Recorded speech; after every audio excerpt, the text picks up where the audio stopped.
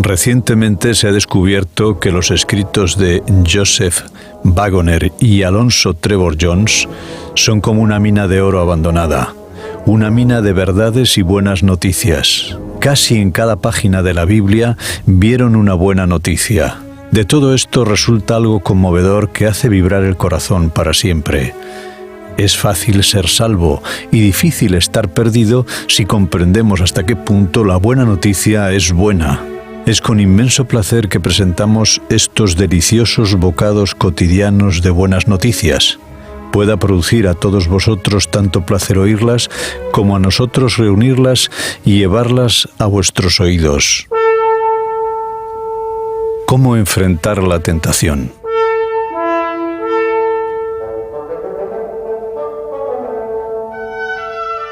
Escribe el apóstol Pablo en su carta a los Romanos en el capítulo 6 y versículos del 12 al 13. No reine pues el pecado en vuestro cuerpo mortal, de modo que no obedezcáis a sus apetitos, ni tampoco prestéis vuestros miembros al pecado como instrumentos de iniquidad, sino presentaos vosotros mismos a Dios como vivos de entre los muertos, y vuestros miembros a Dios como instrumentos de justicia.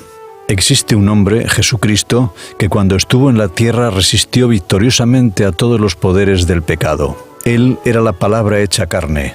Podía hacer frente al mundo y desafiar a cualquiera que le acusara de pecado, como leemos en el Evangelio de Juan en el capítulo 8 y versículo 46. Ninguna mentira fue hallada en su boca. Por su obediencia muchos serán constituidos justos, tal como leemos en la carta del apóstol Pablo a los Romanos en el capítulo 5 y versículo 19. Hoy muchas personas se preguntan, ¿cómo puedo yo poseer su vida o su justicia? Si comemos la carne de Cristo y bebemos su sangre, tenemos vida en Cristo.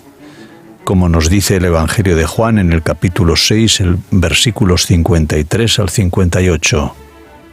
Si tenemos su vida, tenemos una vida de justicia. Su obediencia actúa en nosotros y esto nos hace justos. Esto no deja lugar a la idea de que Cristo obedece en nuestro lugar y nosotros podemos hacer lo que nos plazca y que su justicia será puesta en nuestra cuenta. Su obediencia debe manifestarse en nosotros día tras día. No es nuestra obediencia, sino la obediencia de Cristo que actúa en nosotros. La vida que vivimos es la vida del Hijo de Dios.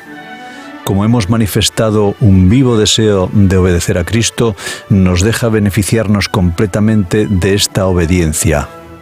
Cuando os acercáis a Dios en oración, debéis tener escritas estas palabras en vuestros labios.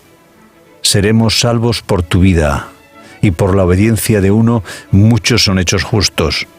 Entonces, cuando el momento de la tentación viene, en el momento en que habitualmente sucumbimos, podemos decir a Satanás que no tiene poder alguno para hacernos ceder a la tentación, ya que no somos nosotros sino Cristo que habita en nosotros.